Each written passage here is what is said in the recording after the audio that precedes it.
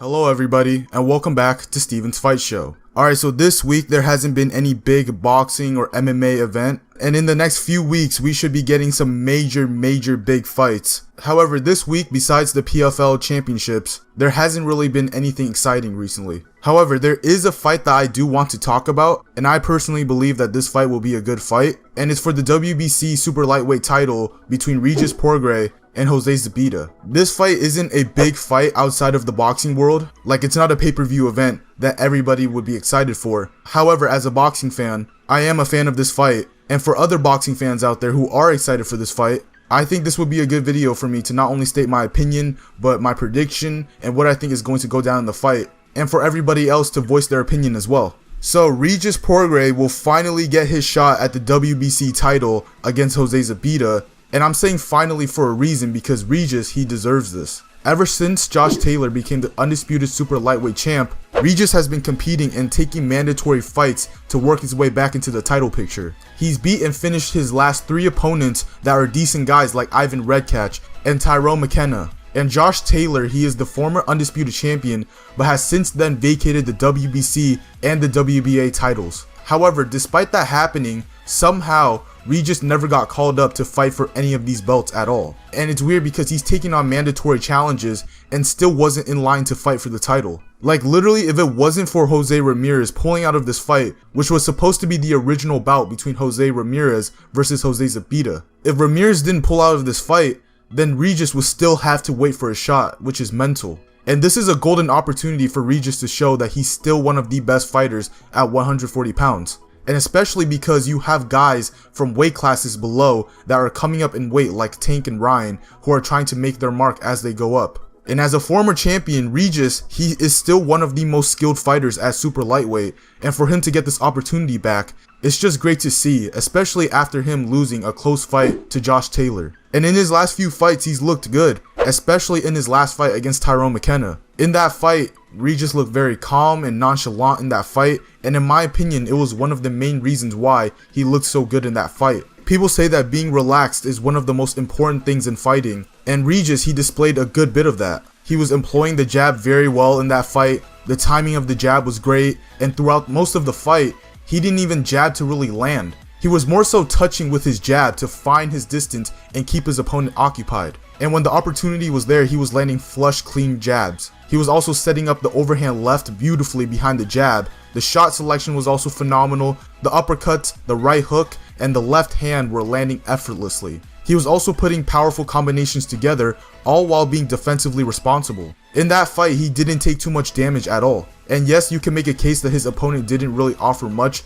as he was clearly outskilled against the better boxer. And the only thing that you can applaud him for is his toughness, because he did take a lot of punishment. But even though Tyrone Mckenna wasn't on the same level as Regis, Regis displayed what a world champion would display in that fight. And everything in that fight showed how good Regis is in this division. And the man that is assigned to be Regis's dance partner is known as Jose Zepeda. And he's one of the better guys in this division. He's faced numerous top fighters in this division like Henry Lundy, Jose Pedraza, and Ivan Baranchyk, who's very dangerous. Zepeda, he is a good technical boxer, but I don't believe he is a better boxer than Regis. I believe Regis possesses many qualities that are better than Jose Zepeda. For example, I think Regis is the faster, stronger, and more well-rounded boxer in this fight. However, that doesn't take away the skills that Jose Zepeda has, because he's shown the ability to not only box with other great fighters, but also finish them as well. Zepeda can finish people, but it's not purely based on power. That's the beauty with most of his knockouts. He does a good job of breaking down fighters to the body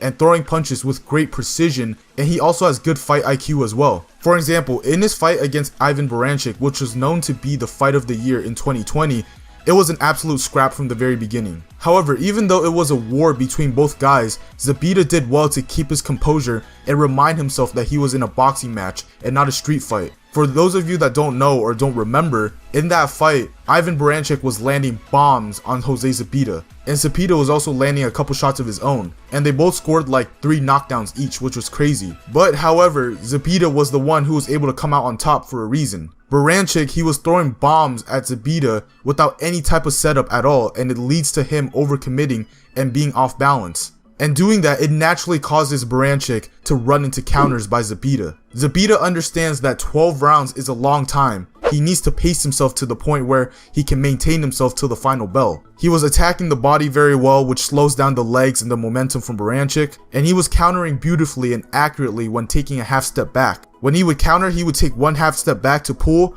and then he would shoot his shot. Even though both guys were able to knock each other down, the reason why Zepeda was able to finish Baranchyk in that fight was that he could see everything that Baranchyk was throwing because he was predictable. It was either a looping left hook or an overhand, that's it. Baranchyk didn't offer anything else, whereas Zepeda was changing up his attack, which leads to Baranchyk not being able to see Zepeda's punches. And you can go ahead and watch the finish again. Baranchyk goes to jab, but then Zepeda smartly throws a counter check hook over the top, which Baranchyk did not see at all. And it's always the shots that you don't see that hurt you the most. And Zepeda follows up with another left hand, and that was all she wrote. And even in the Jose Pedraza fight, damn, there's so many Joses in this division.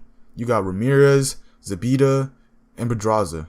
That is crazy. Anyways, Zepeda did a great job of varying his attacks, active with the jab, and countering with straight lefts and body shots. And just like Regis, Zepeda is good at throwing combinations as well. So for my official prediction, I believe Regis, he will win by decision. And how I see the fight playing out, I think early on the fight is going to be competitive, and both guys are going to land good shots against each other. It's going to be a back and forth affair, and I think Zepeda is going to start fast where he's going to establish his jab and be active throughout the beginning of the fight. And the biggest thing that Regis needs to do is make sure that he does not throw only one punch, because it gives Zepeda opportunities to counter over the top with the hard shot. And instead, what he needs to do is double up on the jab or go to the body. He can't overcommit as well. We saw Baranchyk land some devastating left hooks against Zepeda, but once Zepeda starts adjusting, it's going to get dangerous for Regis. Then I think towards the middle of the fight, I think Regis is going to increase the pressure and the pace against Zepeda. And I think he'll be more on the front foot, cutting off the ring and starting to sit down on some powerful combinations and trying to break Zepeda down. I think Zepeda will take a few rounds to assess himself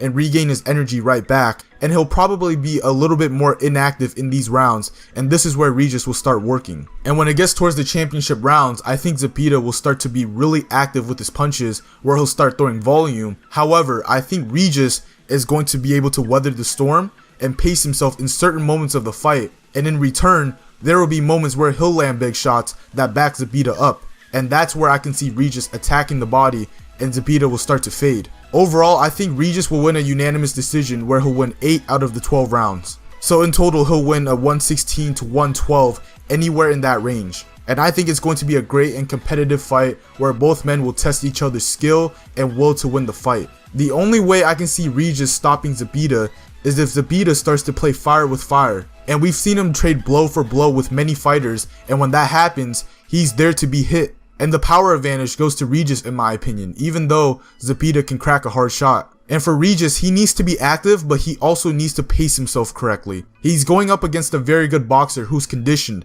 and tough, so it's important for him not to win every exchange, but to win rounds where Zepeda is slowing down and then capitalizing on it. There are 12 rounds in every title fight in professional boxing, and you have to box smart. Although Zepeda is a very smart boxer, I think Regis will have the better game plan. And that is it, guys. Thank you guys so much for listening to what I have to say, and let me know, who do you think will become WBC champion on Saturday, Regis or Zepeda? Drop a comment and let me know in the comment section down below. Now, if you guys enjoy content that is related to combat sports, please drop a like on this video and subscribe to my YouTube channel down below. That would be greatly appreciated. And other than that, it's been Steven signing out. Peace.